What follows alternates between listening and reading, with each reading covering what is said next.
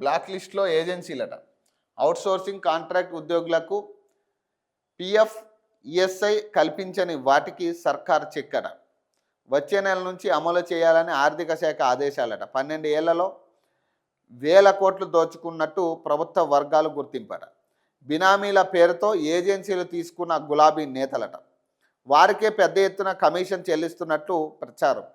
ప్రభుత్వ హెచ్చరికతో ఏజెన్సీ ఉరుకులు పరుగులట.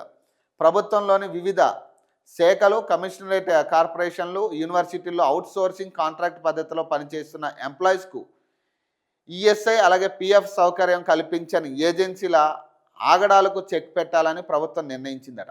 ఉద్యోగులకు సౌకర్యాలు కల్పించాలని తమ ఆదేశాలు పట్టించుకోకపోతే వచ్చే నెల నుంచి ఆయా ఏజెన్సీలను బ్లాక్ లిస్టులో పెడతామని హెచ్చరించింది. ప్రభుత్వ ఆదేశాల మేరకు ఆర్థిక శాఖ సర్క్యులర్ జారీ చేసింది. దీంతో ఏజెన్సీ నిర్వాహకులు ఉరుకులు పరుగులు పెడుతున్నారు. తన దగ్గర పనిచేస్తున్న ఉద్యోగులకు పిఎఫ్, సిఎస్ఐ, ఈఎస్ఐ సౌకర్యం కల్పించేందుకు దరఖాస్తులు స్వీకరించే పనిలో పడ్డారట. 12 ఏళ్లలో వేల కోట్లు దోపిడీ అట. రాష్ట్ర వ్యాప్తంగా సుమారు 4.9 లక్షల మంది కాంట్రాక్ట్ అలాగే అవుట్సోర్సింగ్ ఎంప్లాయీస్ ప్రభుత్వంలో పనిచేస్తున్నారని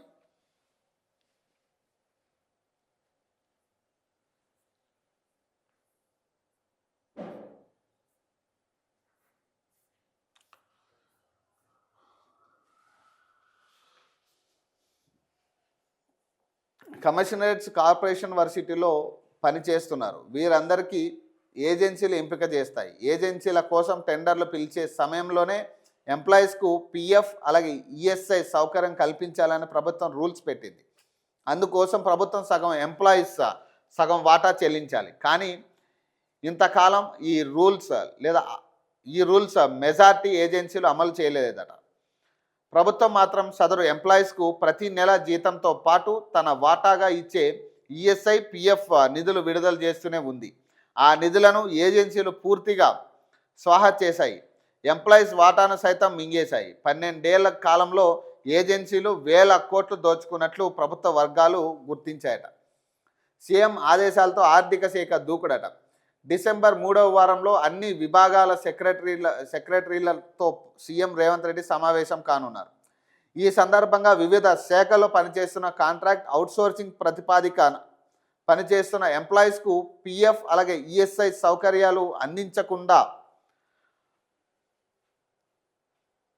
అందించేందుకు చొరవ చూపాలని ఆదేశించారు. ఈ ప్రక్రియ జనవరి 26 లోపు పూర్తి చేయాలని డెడ్లైన్ విధించారు. రంగంలోకి దిగిన ఆర్థిక శాఖ ఏజెన్సీల వద్ద పనిచేస్తున్న ఉద్యోగులకు అందిస్తున్న పిఎఫ్, ఈఎస్ఐ సౌకర్యాల వివరాలు ఇవ్వాలని, లేకపోతే వెంటనే సంబంధిత సౌకర్యాలు కల్పించాలని సర్క్యులర్ జారీ చేసిందట.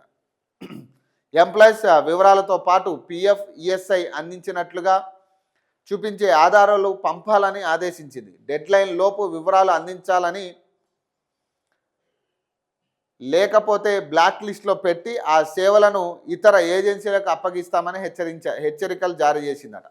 కాంట్రాక్ట్ అవుట్సోర్సింగ్ ఎంప్లాయీస్ సేవలు అందిస్తున్న ఏజెన్సీకు ప్రభుత్వ కమిషన్ ఇస్తుంది. అయితే అది ఒక్కో శాఖలో ఒక్కో తీరుగా ఉన్నట్లు తెలిసింది. కొన్ని శాఖల్లో ఎక్కువగా, మరికొన్ని శాఖల్లో తక్కువగా ఉన్నట్టు టాక్. గులాబీ లీడర్ల ఏజెన్సీలకు మాత్రం పెద్ద ఎత్తున కమిషన్ ఇస్తున్నట్లు ప్రచారం జరుగుతున్నదట.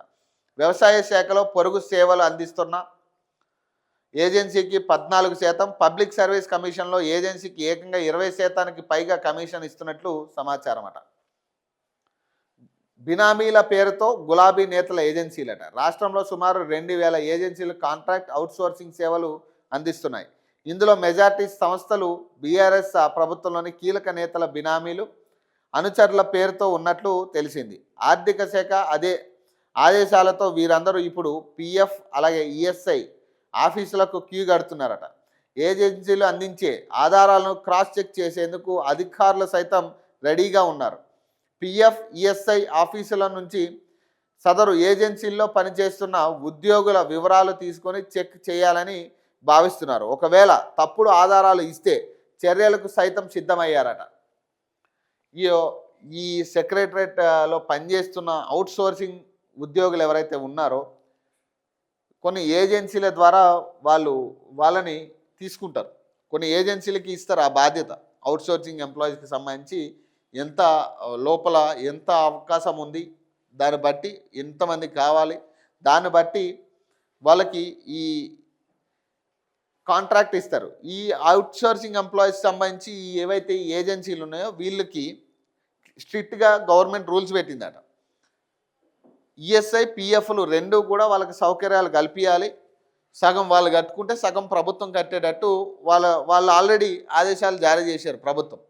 కానీ ఇప్పటి వరకు కూడా అంటే 10 ఏళ్ల నుంచి అంటే దాదాపు 12 ఏళ్ల నుంచి ఆ పిఎఫ్లు ఈఎస్ఐలు ఏదైతే ఏజెన్సీ సంస్థ ఉందో అదే మింగేస్తున్నారు. ప్రైవేట్ ఏజెన్సీ సంస్థలు ఏదైతే 2000 ఏజెన్సీ సంస్థలు ఉన్నాయో అవే ఆ పిఎఫ్లు ఈఎస్ఐలు మింగేస్తున్నాయి. దాదాపు 1000 కోట్లు ఇప్పటి వరకు తిన్నాయట. సో ఇప్పుడు ఏం చెప్తా ఉన్నారు, ఎవరైతే పిఎఫ్లు ఈఎస్ఐలు ఎవరైతే ఇస్తున్నారో ఏజెన్సీకి ఇవ్వమని చెప్పినామో అవి ఇచ్చినట్టుగా మీ దగ్గర పత్రాలు ఉంటే ఆ పత్రాలు తీసుకురండి, లేని పక్షాన వాటిని బ్లాక్ లిస్ట్లో పెట్టి సో ఆ కాంట్రాక్ట్ వేరే ఏజెన్సీకి ఇస్తామని చెప్పి వాళ్ళు సర్క్యులర్ జారీ చేశారు. సో ఇప్పుడు ఏం చేస్తూ ఉన్నారు వీళ్ళందరూ కూడా, ఏజెన్సీకి సంబంధించిన వాళ్ళందరూ కూడా ఏదైతే ఇప్పటిదాకా ఈఎస్ఐలు ఇవి ఇవ్వలేదు కాబట్టి ఇప్పుడు వాటికి సంబంధించి పత్రాలు సంపాదించడానికి వీళ్ళు క్యూలు కడతా ఉన్నారు గవర్నమెంట్ ఆఫీసుల చుట్టూ. సో దాదాపు 2000 ఏజెన్సీలు, రాష్ట్రంలో సుమారు 2000 ఏజెన్సీలు కాంట్రాక్టులు అవుట్సోర్సింగ్ సేవలు అందిస్తున్నాయి. ఇందులో మెజారిటీ సంస్థలు బీఆర్ఎస్ ప్రభుత్వంలో కీలక నేతల బినామీల పేరుతో ఉన్నాయట. మరి ఎవరు దోచుకున్నట్టు? మరి దాదాపు 2 ఏళ్ళు అయింది. 2 ఏళ్ల తర్వాతనా ఇది మీరు పసిగట్టేది కూడా. దాదాపు మరి ఈ 2 ఏళ్లలో కూడా ఎంత స్కామ్ జరుగుంటుంది అందులో.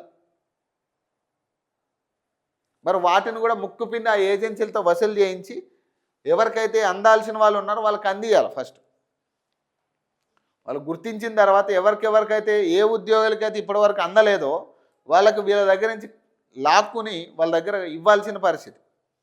వీళ్ళకి ఆల్రెడీ కమిషన్లు ఉంటాయి. ఇప్పుడు ఏజెన్సీలకి కమిషన్లు ఉంటాయి, 14 నుంచి 20% కమిషన్లు ఉన్నాయి.